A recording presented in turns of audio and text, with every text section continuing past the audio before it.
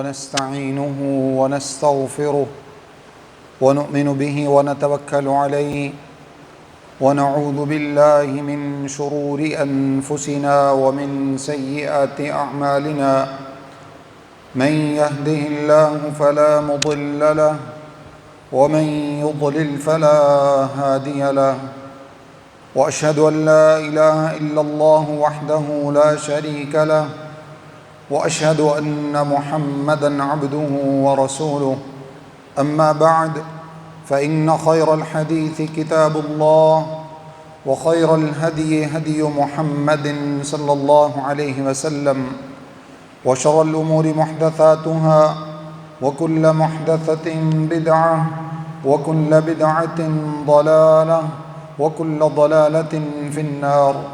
أعوذ بالله السميع العليم من الشيطان الرجيم من همزه ونفخه ونفثه. بسم الله الرحمن الرحيم. قال الله عز وجل في محكم تنزيله: لقد من الله على المؤمنين إذ بعث فيهم رسولا من أنفسهم يتلو عليهم آياته ويزكيهم ويعلمهم الكتاب والحكمة وإن كانوا من قبل لفي ضلال مبين. مختصر حمد و ثنا اللہ وحدہ لا شریک کی ذات بابرکت کے لیے، اور درود و سلام اللہ کے آخری نبی محمد الرسول اللہ صلی اللہ علیہ وآلہ وسلم کی ذات گرامی پر. حمد و ثنا اور درود و سلام کے بعد اللہ رب العزت کا بے پناہ احسان انسانیت پر، اور بطور خاص ان لوگوں پر جن کو اللہ رب العزت نے اسلام جیسی نعمت سے نوازا، اپنی اور اپنے رسول صلی اللہ علیہ وسلم کی پہچان حاصل کرنے کی توفیق عطا فرمائی،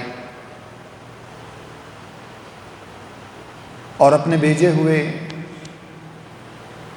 سب سے پسندیدہ دین اسلام پر عمل کرنے کی توفیق عطا فرمائی. انسان کی ساری زندگی پیدائش سے لے کر موت تک اللہ رب العزت کے احسانوں کا مظہر ہے، اللہ کی نعمتوں کا مظہر ہے. انسان اپنی زندگی کے کسی بھی چیز کو دیکھ لے، کسی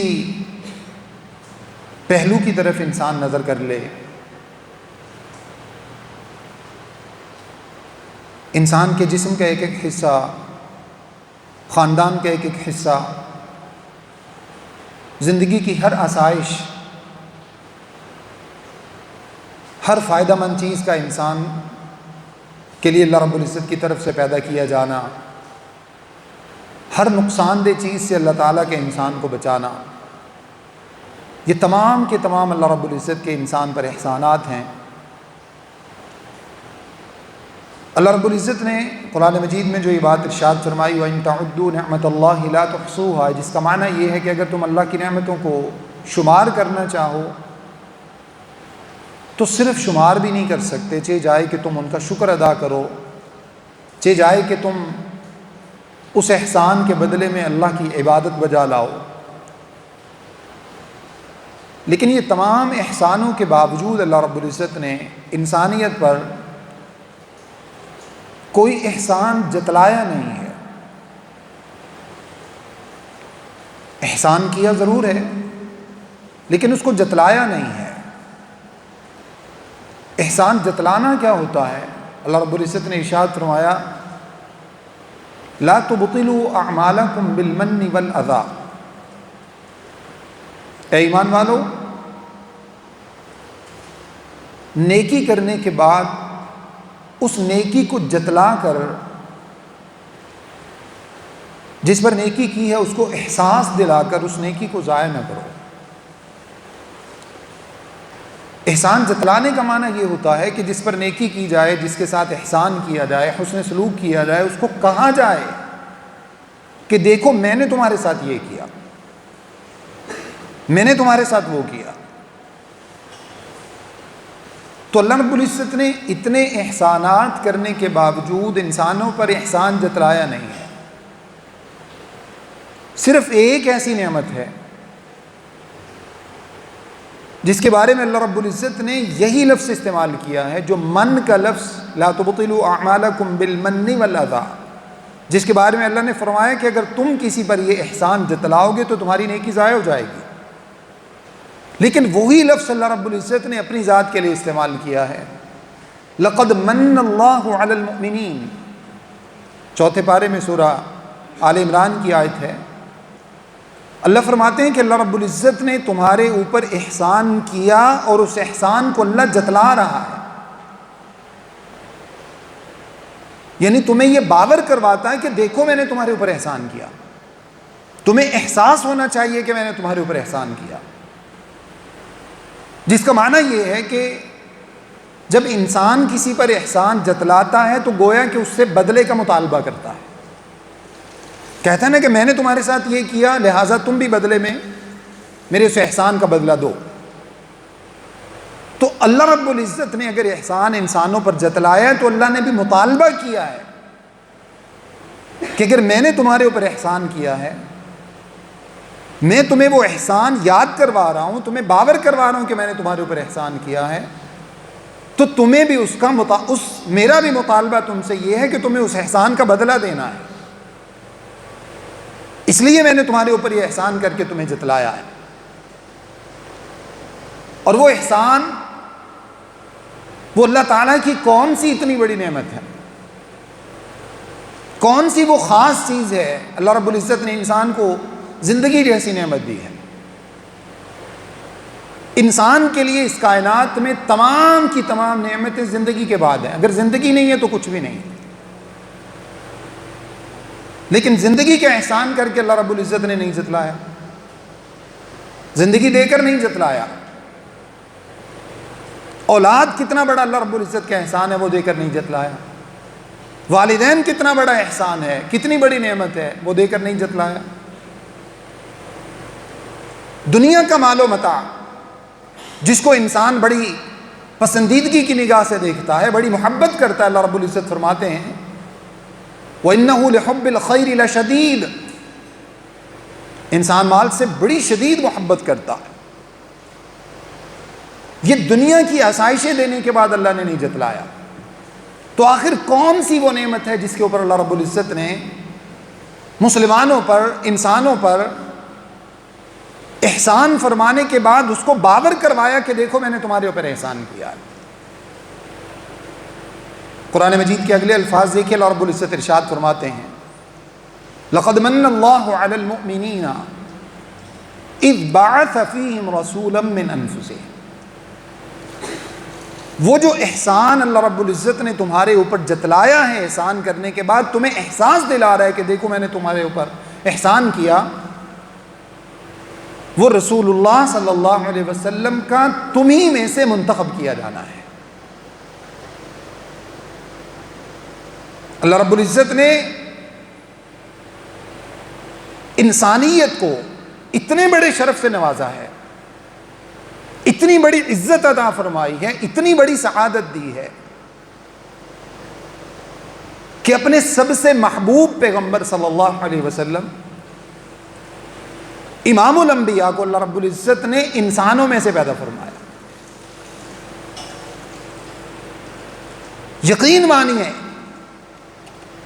انسانیت اپنی معراج کو پہنچ جاتی ہے جب رسول اللہ صلی اللہ علیہ وسلم کی پیدائش انسانوں میں ہو جاتی ہے۔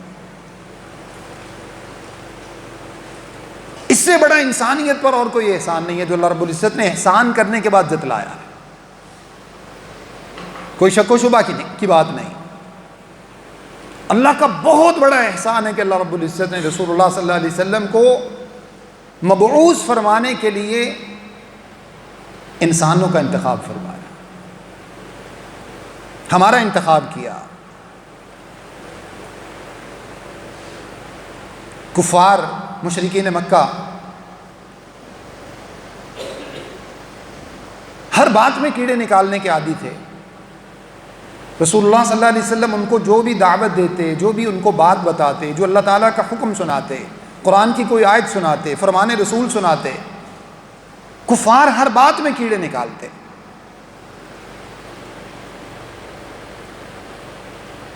اور جب اللہ رب العزت نے رسول اللہ صلی اللہ علیہ وسلم کو انسانوں میں سے پیدا فرمایا اور اس کا احسان جتلایا، دیکھا جائے تو اللہ تعالیٰ نے مشرکین مکہ پر کوئی حجت تو نہیں چھوڑی. اب کیڑے نکالنے کے لیے کچھ ہے تو نہیں ان کے پاس. ذرا کھلے الفاظ میں آپ کے سامنے وضاحت کروں. اگر اللہ رب العزت کسی فرشتے کو نبی بنا کر بھیج دیتے تو وہ مشرکین مکہ جو ہر بات میں کوئی نہ کوئی تعویل نکال کے اس پر عمل کرنے سے جان چھڑا لیتے تھے. نبی صلی اللہ علیہ وسلم کو نبی ماننے کو تیار نہیں ہے. بے شمار باتیں انہوں نے اس کے لیے گھڑ لی. الیاذ باللہ من ذالک، کبھی مجنوں کہا، دیوانہ کہا. اب جب اللہ رب العزت نے انسانوں میں سے نبی صلی اللہ علیہ وسلم کا انتخاب فرمایا تو گویا کہ ان کی زبانوں پہ اللہ نے تالے لگا دیے کہ اب کیسے اعتراض کرو گے. اللہ تعالیٰ جنوں میں سے نبی بھیج دیتے، فرشتوں میں سے بھیج دیتے، کسی اور مخلوق میں سے بھیج دیتے. وہ مشرکین مکہ اس بات کو بخوبی سمجھ گئے کہ اللہ رب العزت نے اب ہمارا ناطقہ بند کر دیا ہے. اور اس کے بعد کیا کہنے لگے؟ مالی ھذا الرسول یأکل الطعام ویمشی فی الاسواق. یہ کیسا نبی ہے جو کھانا کھاتا ہے، جو بازاروں کے اندر ہماری طرح چلتا ہے. گویا کہ ان کے کہنے کا مقصد یہ کہ جو ہماری طرح پیدا ہوا، ہماری طرح پلا بڑھا، ہمارے اندر اس نے گرو کیا، پرورش پائی، ہمارے اندر اس نے اپنی زندگی گزاری. 40 سال تک اس نے بے داغ زندگی گزاری ہمارے گلی محلوں میں، ہمارے لوگوں کے ساتھ اٹھتے بیٹھتے. اور ان 40 سالوں کے دوران ابھی توحید تو نہیں آئی تھی، ابھی رسالت کا پیغام تو نہیں ملا تھا، ابھی عبادات تو شروع نہیں ہوئی تھی. نماز تو ویسے بھی مدینہ میں جا کے نماز تو جو ہے وہ کافی عرصے کے بعد فرض ہوئی. باقی جو عبادات ہیں کافی عرصے کے بعد جا کر فرض ہوتی ہیں. جمعہ مدینہ میں آ کر شروع ہوتا ہے. یہ ساری عبادات تو نبوت کے بعد کی بات ہے. 40 سال جس بات کا نمونہ رسول اللہ صلی اللہ علیہ وسلم کی زندگی سے اللہ رب العزت نے لوگوں کے سامنے رکھا، وہ کیا تھا؟ یقین مانیے اس وقت میں اور آپ ہمیں مسلمان ہونے پر بڑا فخر ہے، اور صرف اسی بات کے اوپر ہم جنت جانا چاہتے ہیں کہ ہم مسلمان ہیں، ہم نے کلمہ پڑھا. اور مسلمان ہم کیا سمجھتے ہیں، اسلام کا مطلب ہم کیا سمجھتے ہیں؟ صرف چند مذہبی عبادات، ان کی پریکٹس، ان کی ایکسرسائز جو ہماری زندگی کی ہیبٹس میں شامل ہو گئی ہیں، عادات بن گئی ہیں ہماری. جبکہ 40 سال رسول اللہ صلی اللہ علیہ وسلم کی زندگی کا اللہ رب العزت نے جو نمونہ مشرکین مکہ کے سامنے رکھا، اس میں آپ صلی اللہ علیہ وسلم کے دل میں جو اللہ رب العزت نے طریقہ ڈالا تو اس کے مطابق آپ صلی اللہ علیہ وسلم جایا کرتے، غار ثور میں جا کے غور و فکر کیا کرتے، غار حرا میں جا کر غور و فکر کیا کرتے. لیکن عبادت کا کوئی بھی طریقہ اللہ رب العزت کی طرف سے بھی باقاعدہ جو ہے وہ نازل نہیں کیا گیا. تو 40 سال رسول اللہ صلی اللہ علیہ وسلم نے خدمت انسانیت فرمائی، حقوق العباد کی پاسداری فرمائی ہے، لوگوں کو اخلاق سکھایا ہے، لوگوں کو سوشل ویلیوز سکھائی ہیں، معاشرتی اقدار سکھائی ہیں. امانت کیا ہوتی ہے لوگ اس سے پہلے واقف نہیں تھے، دیانت کیا ہوتی ہے لوگ نہیں جانتے تھے، شرافت کیا ہوتی کسی کو نہیں پتا تھا، بھول چکے تھے، سب ختم ہو گیا تھا۔ برداشت کیا چیز، کس چیز کا نام ہے؟ لوگ کتنا کتنا ظلم کر جائیں، کتنی کتنی زیادتیاں کر جائیں، اس کے باوجود برداشت کس بات کا نام ہے؟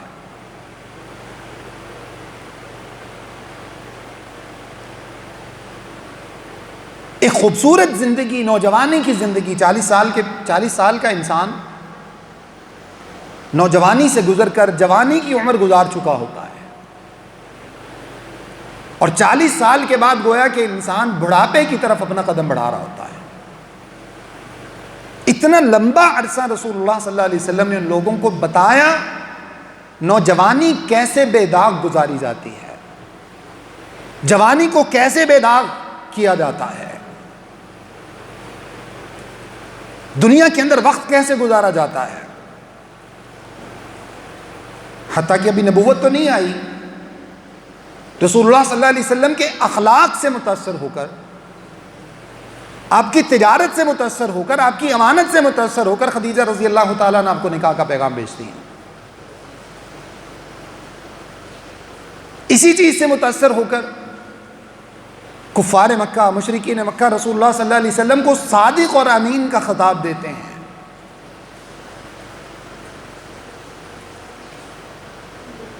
بہت بڑی بات ہے یہ صادق اور امین ہونا۔ آج 2 ٹکے کے لوگ اٹھ کر نبی صلی اللہ علیہ وسلم کی ان صفات کو اپنے بارے میں ثابت کرنے کی کوشش کرتے ہیں، اور ہر بات کو والعیاذ باللہ من ذالک اپنے آپ کو نبی صلی اللہ علیہ وسلم سے ملاتے ہیں۔ اس سے بڑی کوئی گستاخی نہیں ہے۔ یہ بے داغ زندگی، بے لوث زندگی، بے لوث خدمت، اخلاق کا اعلیٰ ترین نمونہ، برداشت کا پہاڑ، یہ سارے وہ اوصاف ہیں رسول اللہ صلی اللہ علیہ وسلم کے جو اللہ کے نبی صلی اللہ علیہ وسلم نے 40 سال لوگوں کو جس پر عمل کر کے دکھایا۔ اور جب 40 سال ان باتوں کے اوپر عمل کیا ہوگا تو ذرا تصور کیجئے کہ نبوت آنے کے بعد جب کہ اللہ کے نبی صلی اللہ علیہ وسلم فرماتے ہوں کہ انما بعثت لاتمم مکارم الاخلاق، مجھے تو اللہ نے دنیا میں مبعوث اس لیے فرمایا ہے تاکہ میں مکارم اخلاق کی تکمیل کر دوں، لوگوں کو بتا دوں کہ حسن زندگی کیا ہے، حسن معاشرت کیا ہے، خوبصورت زندگی کیا ہے۔ خیر بات کسی اور طرف نہ نکل جائے، رسول اللہ صلی اللہ علیہ وسلم کے اس کردار کو مجھے اور آپ کو سمجھنے اور اس کو اپنانے کی ضرورت ہے، جس کی اس وقت مجھ میں اور آپ میں شدید کمی ہے۔ اللہ رب العزت نے جو بات ارشاد فرمائی، جس کو احسان کے طور پر ذکر فرمایا، اللہ تعالیٰ نے تمہارے اوپر بہت بڑا احسان فرمایا جب اللہ رب العزت نے رسول اللہ صلی اللہ علیہ وسلم کو تمہیں میں سے مبعوث فرمایا۔ یہ میرے الفاظ نہیں ہیں۔ اذ بعث فیہم رسولا من انفسہم، قرآن اٹھائیے 4 پارہ سورہ آل عمران، اللہ رب العزت ارشاد فرماتے ہیں جب اللہ رب العزت نے محمد صلی اللہ علیہ وسلم کو انہی کے نفسوں میں سے مبعوث فرمایا۔ اور کفار کے اعتراض میں نے آپ کے سامنے سورۃ الفرقان کی آیت پڑھ کے رکھا، کہنے لگے ایک ایسا نبی ہے جو کھاتا ہے، جو پیتا ہے، اور آپ جانتے ہیں کہ فرشتے تو نہیں کھاتے، نوری مخلوق نہیں کھاتی، نہ وہ پیتے ہیں۔ جنوں کی خوراک ہم سے بہت ہی مختلف ہے، ان کا طور اطوار، ان کا طریقہ زندگی گزارنے کے، ان لوگوں کے سب کچھ ان کا انسانوں سے مختلف ہے۔ اگر اللہ رب العزت اللہ کے نبی صلی اللہ علیہ وسلم کو کسی اور مخلوق میں پیدا فرما دیتے تو یقینی طور پہ انسانیت سب سے پہلے اس سعادت سے محروم ہو جاتی، اس کے بعد کسی انسان کے لیے رسول اللہ صلی اللہ علیہ وسلم کے اخلاق و عادات کو اپنانا ممکن نہ رہتا، آپ کا طرز زندگی اپنانا ممکن نہ رہتا۔ اور دوسری بات یہ ہے، اللہ تعالیٰ ہم لوگوں کو دین کی صحیح سمجھ عطا فرمائے۔ چند باتیں ایسی ہیں جو معاشرے کے اندر رائج کر گئی ہیں، وہ کنسیپٹس معاشرے کے اندر پھیل گئے ہیں، ہم لوگ ان سے متاثر ہو جاتے ہیں۔ یہی مسئلہ کہ رسول اللہ صلی اللہ علیہ وسلم نور ہیں یا بشر ہیں؟ فرشتے نور سے اللہ رب العزت نے ان کو پیدا کیا ہے، ان کی کوئی ایک بھی ضرورت انسانی ضروریات جیسی نہیں ہے، نہ ان کی رشتہ داریوں کا مسئلہ ہے، نہ ان کے لیے جائیدادوں کا مسئلہ ہے، نہ ان کے لیے باقی مسائل ہیں۔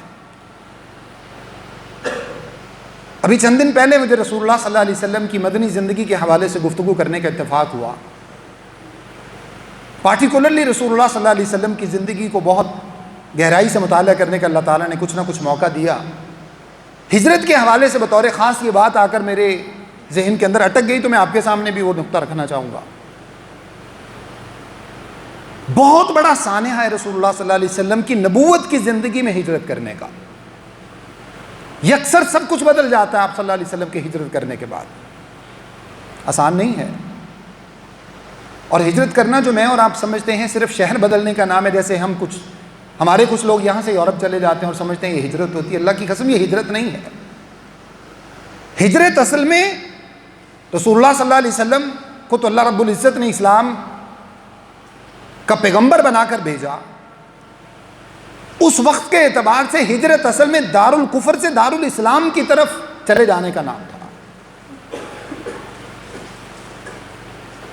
قید و بند سے نکل کر آزاد زندگی گزارنے کا نام تھا، جبکہ مدینہ میں جا کر بھی رسول اللہ صلی اللہ علیہ وسلم کی زندگی اتنی آزاد نہیں تھی۔ وہاں جا کر یہاں رسول اللہ صلی اللہ علیہ وسلم کو ہر وقت خطرہ ہوتا مشرکین مکہ کے حملوں کا، تو مدینہ جا کر بھی اللہ کے نبی صلی اللہ علیہ وسلم رات کو صحابہ کے پہروں میں وقت گزارتے، صحابہ پہرا دیا کرتے، اللہ کے رسول صلی اللہ علیہ وسلم آرام فرماتے۔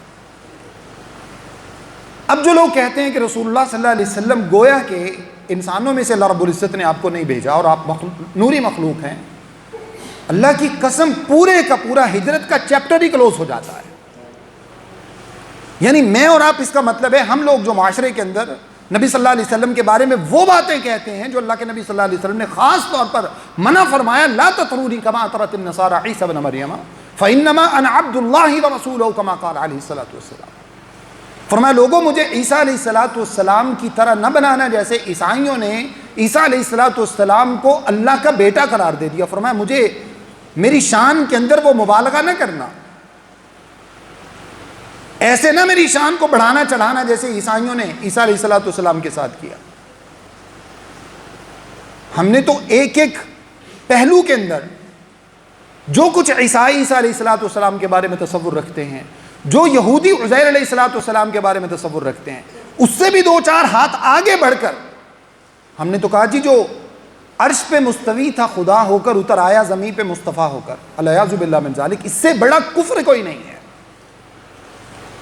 اس سے بڑی اللہ اور اس کے رسول صلی اللہ علیہ وسلم کی توہین کوئی نہیں ہے۔ گویا کہ عرش پہ اللہ تھا اور وہ رسول بن کر زمین پہ آ گیا، الیاذ باللہ من ذالک۔ اگر اللہ کے رسول صلی اللہ علیہ وسلم جیسا کہ یہ تصور لوگ سمجھتے ہیں، الیاذ باللہ من ذالک، اگر اسی تصور کے مطابق وہ اللہ کا حصہ ہیں، تو ایمان سے بتائیے ہجرت کا کوئی مطلب ہے؟ کفار سے اپنی جان بچا کر نکل آنا، اسلام کی خاطر اپنا گھر بار چھوڑ دینا، اپنا سب کچھ چھوڑ دینا، اپنے رشتہ دار چھوڑ دینا، اپنا علاقہ چھوڑ دینا، اس بات کا کوئی معنی نکلتا ہے اگر رسول اللہ صلی اللہ علیہ وسلم اللہ کا حصہ ہو؟ اگر رسول اللہ صلی اللہ علیہ وسلم نوری مخلوق ہو تو نوری مخلوق آپ جانتے ہیں ان کی ہیبت کیا ہوتی ہے؟ لوط علیہ الصلوۃ والسلام کی قوم کی طرف دو فرشتے بھیجے گئے، ابراہیم علیہ السلام کے پاس خوشخبری دیتے ہوئے جا رہے تھے، دو لڑکوں کی صورت میں۔ ابراہیم علیہ السلام کو بھی اب اندازہ نہیں تھا کہ یہ اللہ تعالیٰ کے فرشتے ہیں، قرآن میں یہ واقعہ موجود ہے اور اپنی تفصیلات کے ساتھ موجود ہے، حتیٰ کہ وہ بنا ہوا بچڑا ان کے سامنے لے کر آئے، کھاؤ بھائی، دیکھا وہ تو لا تصل الیہ، وہ تو ہاتھ بھی نہیں ہلا رہے۔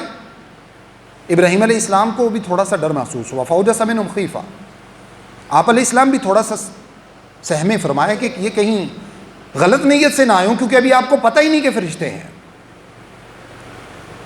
کہنے لگے قالوا لا تخف انا ارسلنا الی قوم لوط، ابراہیم علیہ السلام آپ کو گھبرانے کی ضرورت نہیں ہے، ہم اصل میں اللہ تعالیٰ کی طرف سے بھیجے ہوئے فرشتے ہیں اور ہمیں قوم لوط کے آج انجام کے لیے بھیجا گیا ہے۔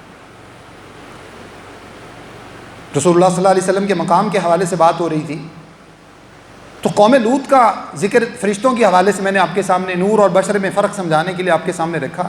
اس وقت جو ہمارا بحثیت قوم جرم بن چکا ہے، وہ ٹرانسجینڈر کا کالا قانون، اللہ کی عدالت کو، اللہ کے قانون کو، اللہ کی شریعت کو اللہ کے کانسٹیٹیوشن اور اللہ تعالیٰ کے آرڈیننس کو کھلا چیلنج. جس کو اللہ نے مرد پیدا کیا وہ زبردستی کہے کہ میں مرد نہیں ہوں، عورت ہوں. جس کو اللہ نے عورت پیدا کیا وہ زبردستی کہے کہ نہیں میں عورت نہیں میں مرد ہوں. اور اس کا امپیکٹ صرف چھوٹی سی باتوں پر نہیں ہے جو اس وقت ہمارے ذہنوں میں گردش کر رہی ہیں، جو میڈیا ہمیں اس وقت سکھا رہا ہے. یہ چھوٹی سی باتوں پر اس کا امپیکٹ نہیں ہے. الیاذ باللہ من ذالک، اللہ تعالیٰ ہمیں ایسے فتنوں سے محفوظ فرمائے. کل اگر کوئی وہ شخص جو حقیقت میں عورت ہے اور اپنا اندراج وہ ایک مرد کے طور پہ کرا لیتی ہے، اب چونکہ نادرہ نے تو اس کو مرد قرار دے دیا ہے، اللہ رب العزت نے اس کو عورت پیدا کیا تھا، وہ مردانہ چال ڈھال اپنائے، مردانہ لباس پہن لے، مردانہ معاملات کرے، اور زبردستی آ کے کہ جی میں تو آپ کو جماعت کراؤں گی، میں تو آپ کو جمعہ پڑھاؤں گی. اس کا باپ یا ماں یا اس کا شوہر دنیا سے چلا جائے، اس کا تو شوہر کہہ ہی نہیں سکتے، کیونکہ جو اپنے آپ کو مرد ڈکلیئر کرے گی اس کا شوہر کیسے ہوا؟ اس کے رشتہ داروں میں بڑوں میں کوئی والد والدہ دنیا سے چلا جائے اور وہ کہے جی کہ میں تو عورت نہیں ہوں، میں تو مرد ہوں، لہذا مجھے حصہ دگنا دیا جائے. لوط علیہ السلام کی قوم کے اندر بھی ان لوگوں نے یہی کیا تھا. میں آپ کو بتانا چاہتا ہوں فرشتوں کی ہیبت، فرشتوں کو اللہ رب العزت نے جو اپنے پاس سے طاقت عطا فرمائی ہے. وہ دو لڑکے بظاہر جو حقیقت میں فرشتے تھے کہنے لگے میں لوط علیہ السلام کی طرف بھیجا گیا ہے. اور جب وہاں پر وہ پہنچے تو انہوں نے جا کر کیا کیا؟ انہی دو فرشتوں نے، اور کوئی نہیں آیا ان کی مدد کو. یہ تو فرشتے تھے نا، ان کو اللہ کی مدد حاصل ہے، ان کو مزید کسی نفری کی ضرورت نہیں ہے. پوری کی پوری بستی کو نیچے زمین سے، اس کی تہوں سے، اس کی جڑوں سے یوں کھودا جیسے کسی درخت کو دوسری جگہ شفٹ کرنے کے لیے کھودا جاتا ہے. پوری کی پوری بستی کو اپنے پر کے ساتھ نیچے زمین سے نکالا اور اس کو لے کے اڑنا شروع کر دیا. رسول اللہ صلی اللہ علیہ وسلم کو جو لوگ آپ صلی اللہ علیہ وسلم کے بارے میں تصور رکھتے ہیں، آپ صلی اللہ علیہ وسلم کی شان کو اللہ سے بڑھا دیتے ہیں، انسانیت سے نکال کر آپ صلی اللہ علیہ وسلم کو کسی اور مخلوق میں شامل کرتے ہیں، اللہ کی قسم وہ نبی صلی اللہ علیہ وسلم کی توہین کے مرتکب ہیں. لقد خلقنا الانسان فی احسن تقویم، سب سے خوبصورت مخلوق جو اللہ رب العزت نے دنیا میں پیدا فرمائی ہے وہ انسان ہے. انسان کو اللہ نے باشعور بنایا ہے. اور آج تک اللہ رب العزت نے دو مخلوقات ایسی ہیں جن سے اللہ تعالیٰ نے مطالبہ کیا ہے عبادات کرنے کا، ایمان لانے کا، ان کا حساب کتاب ہوگا، ایک جن اور ایک انسان. پوری تاریخ اسلام اٹھا کے دیکھیے، آج تک اللہ رب العزت نے جنوں میں سے بھی کوئی نبی نہیں بھیجا. وَمَا أَرْسَلْنَا مِن قَبْلِكَ إِلَّا رِجَالًا، نبی صلی اللہ علیہ وسلم آپ سے پہلے اور آپ تک جتنے بھی انبیاء ہم نے بھیجے ہیں وہ سب کے سب آدمی اور مرد تھے. کسی عورت کو اللہ نے نبی بنا کر نہیں بھیجا، کسی جن کو اللہ نے نبی بنا کر نہیں بھیجا. اور ہم ایک طرف رسول اللہ صلی اللہ علیہ وسلم کی شان کو بڑھاتے بڑھاتے اللہ تعالیٰ تک لے گئے، اور دوسری طرف گراتے گراتے الیاذ باللہ من ذالک زمین کی گندی نالیوں کے اوپر ہم نے نبی صلی اللہ علیہ وسلم کے روضہ کے نقش و نگار بنا کے الیاذ باللہ من ذالک، اس سے بڑی توہین اور کیا ہو سکتی ہے؟ اور نبی علیہ السلام کا نام لے کر پوری قوم بھنگڑا ڈالتی ہے، ڈانس کرتی ہے. جس نے اپنی اندر کی برائی کو، شر کو لبادہ اڑانا ہوتا ہے، وہ نبی صلی اللہ علیہ وسلم کی محبت کا نام لے کر اپنا شر پورا کرتا ہے. اپنی اندر کی بے حیائی کو نبی صلی اللہ علیہ وسلم کی محبت کا لبادہ اڑا کر اپنی بے حیائی پوری کرتا ہے. اور تف ہے، افسوس ہے ان مذہبی نام نہاد سو کالڈ مذہبی لیڈرز پر جو مذہب کا نام لے کر صرف اس وجہ سے کہ دوسرے لوگ جو ہیں وہ قرآن اور سنت کی بات کرتے ہیں، صرف اس وجہ سے آپ کی دشمنی ان کے ساتھ. اتقتلون رجلا ان یقول ربی اللہ، تمہیں ایک طبقے سے صرف اس وجہ سے دشمنی ہے کہ وہ اللہ تعالیٰ کی بات کرتے ہیں، وہ رسول اللہ صلی اللہ علیہ وسلم کی بات کرتے ہیں، اور اس کی وجہ سے تم نے رسول اللہ صلی اللہ علیہ وسلم کی توہین کی انتہاؤں کی پہنچا دیا لوگوں کو. الیاذ باللہ من ذالک. یہ اعتدال مجھے اور آپ کو سمجھنے کی ضرورت ہے. نبی صلی اللہ علیہ وسلم نے فرمایا فَإِنَّمَا أَنَا عَبْدُ اللَّهِ وَرَسُولُهُ، یاد رکھو میں اللہ کا بندہ ہوں، میں اللہ کا رسول ہوں صلی اللہ علیہ وسلم. تو فرشتوں کی یہ ہیبت ہوتی ہے کہ فرشتہ اٹھاتا ہے پوری زمین کو آسمانوں میں لے جا کر، آدھ آسمان میں لے جا کر اوپر سے الٹا کر کے اس کو گرا دیتا ہے۔ ایک انسان کو نہیں، دو انسانوں کو نہیں، ہزاروں انسانوں کو، جنہوں نے یہ ٹرانسجینڈر والا قانون عملی طور پر اپنی زندگی میں نافذ کر لیا تھا۔ تو رسول اللہ صلی اللہ علیہ وسلم کا انسان ہونا، رسول اللہ صلی اللہ علیہ وسلم کا انسانوں میں پیدا ہونا، یہ انسانیت کی سعادت مندی ہے۔ اللہ رب العزت نے اس چیز کو بطور احسان کے ذکر فرمایا، اور میں اور آپ اگر اس بات کا انکار کرتے ہیں، رسول اللہ صلی اللہ علیہ وسلم کے بارے میں وہ اول فول اپنی زبانوں سے نکالتے ہیں جو ہمارے دماغوں کے اندر بھر گیا صرف اس وجہ سے کہ سارے لوگ کہتے ہیں، اس وجہ سے ہم نے کہنا شروع کر دیا، اس کا مطلب ہے کہ ہم اللہ تعالیٰ کی اس بات کو بھی ڈینائی کر رہے ہیں، اس کا انکار کر رہے ہیں کہ اللہ رب العزت نے فرمایا تم پر احسان کیا میں نے تم میں سے رسول اللہ صلی اللہ علیہ وسلم کا منتخب کر کے۔ جس موضوع کی طرف میں آنا چاہتا تھا، وقت کی قلت کی وجہ سے اپنی بات کو ختم کروں گا۔ اس کے بعد اللہ رب العزت نے رسول اللہ صلی اللہ علیہ وسلم کے بارے میں جو باتیں ارشاد فرمائی ہیں، جو میرے اور آپ کے سمجھنے کی ہیں، جس کو ہم نے آج جشن کے اندر ختم کر دیا ہے، جو رسول اللہ صلی اللہ علیہ وسلم کا اصل وظیفہ تھا، جو آپ صلی اللہ علیہ وسلم کا اصل کام تھا، جو آپ کا ٹارگٹ تھا، جو آپ کا مشن اور ویژن تھا۔ اللہ رب العزت نے ارشاد فرمایا کہ اللہ رب العزت نے تمہیں میں سے رسول اللہ صلی اللہ علیہ وسلم کو اس لیے منتخب کر فرمایا ہے کہ وہ کیا کرتے ہیں؟ یتلو علیہم آیاتی، وہ تمہیں اللہ کا قرآن سناتے ہیں۔ اللہ کی قسم، یہ جتنے بڑے لوگ، یہ جتنے جشن منانے والے، ان میں سے کوئی ایک بھی اللہ کے قرآن سے واقف نہیں ہے۔ جو پیغام لے کر آئے رسول اللہ صلی اللہ علیہ وسلم، اس کو تو آپ نے سمجھا ہی نہیں۔ یتلو علیہم آیاتی ویزکیہم، ان کے اندر سے نجاست کو کھرچ کر نکالتے ہیں رسول اللہ صلی اللہ علیہ وسلم۔ ویزکیہم، ان کا تزکیہ کرتے ہیں، ان کے اندر سے شرک کی بیماری کو نکالتے ہیں، بدعت کی بیماری کو نکالتے ہیں، نفاق کی بیماری کو نکالتے ہیں، کفر کی بیماری کو نکالتے ہیں، لادینیت کی بیماری کو نکالتے ہیں، الحاد کی بیماری کو نکالتے ہیں۔ ویزکیہم، تمہارا تزکیہ کرتے ہیں۔ آج ہم اپنے وہ ساری کی ساری اندر کی غلاظتیں اور نجاستیں، ان سب کو برقرار رکھے ہوئے اور بظاہر عشق رسول کے نعرے لگاتے ہوئے، وَيُزَكِّيهِمْ وَيُعَلِّمُهُمُ الْكِتَابَ وَالْحِكْمَةَ، تمہیں زندگی گزارنے کے اصول سکھاتے ہیں، تمہیں بتاتے ہیں قرآن مجید پر، کتاب اللہ پر عمل کیسے کیا جاتا ہے۔ آج ہمارا ایک عام مسلمان رسول اللہ صلی اللہ علیہ وسلم کی زندگی سے واقف نہیں ہے۔ کیوں؟ وہ کس بات کا مسلمان ہے؟ رسول اللہ صلی اللہ علیہ وسلم، جب اللہ رب العزت نے فرمایا کہ رسول اللہ صلی اللہ علیہ وسلم کو تم میں سے اللہ نے پیدا فرمایا، انسان کو یہ سعادت عطا فرمائی، انسانیت کو سعادت عطا فرمائی، تو اس کا معنی یہ ہے کہ جو معاملات انسانوں کے ساتھ ہیں وہ سب کے سب رسول اللہ صلی اللہ علیہ وسلم کے ساتھ ہیں۔ آج تک آپ نے کسی فرشتے کا بیٹا دیکھا؟ کسی فرشتے کی بیٹی دیکھی؟ رسول اللہ صلی اللہ علیہ وسلم کے بیٹے تھے، دنیا سے چلے گئے، اللہ رب العزت نے آپ کی زندگی میں واپس لے لی۔ رسول اللہ صلی اللہ علیہ وسلم کی بیٹیاں تھیں، آپ صلی اللہ علیہ وسلم کی بیٹی کی وجہ سے اللہ رب العزت نے سیدہ فاطمہ رضی اللہ تعالی عنہا، ان کی وجہ سے اللہ رب العزت نے آپ صلی اللہ علیہ وسلم کے نام کو زندگی میں دنیا میں باقی رکھا۔ کسی ایک فرشتے کی آج تک آپ نے اولاد سنی ہو؟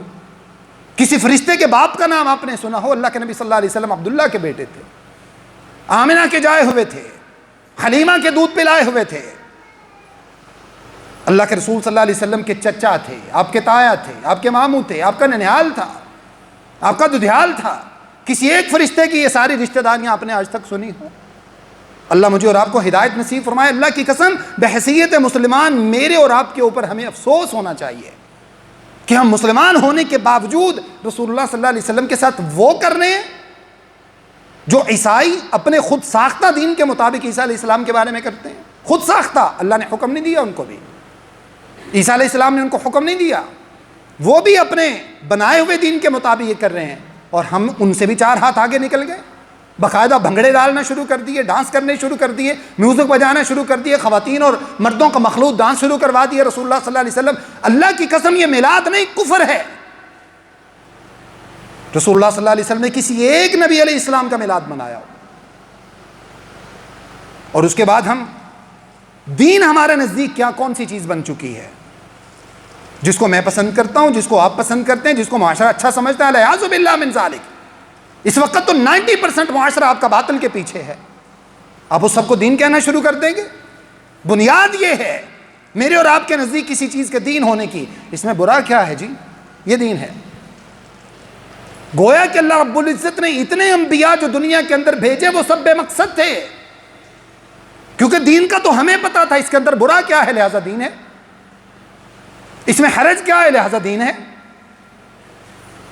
اللہ کے رسول صلی اللہ علیہ وسلم فرماتے ہیں من عامل عملا لیس علیہ امرنا فہو رد، جس بندے نے کسی ایک بھی ایسی بات کے اوپر زندگی بھر عمل کیا جس کا ہم نے حکم نہیں دیا تھا، جو ہم نے کر کے نہیں دکھائی، جو ہم نے اپنے صحابہ کو کرنے نہیں دی، جو صحابہ کو رسول اللہ صلی اللہ علیہ وسلم نے سکھائی نہیں، جو دین کے اندر چھوڑی نہیں، اللہ کے رسول صلی اللہ علیہ وسلم ارشاد فرماتے ہیں قیامت والے دن اس کے منہ پہ مار دی جائے گی، وہ عمل اس کا منہ پہ مار دیا جائے گا۔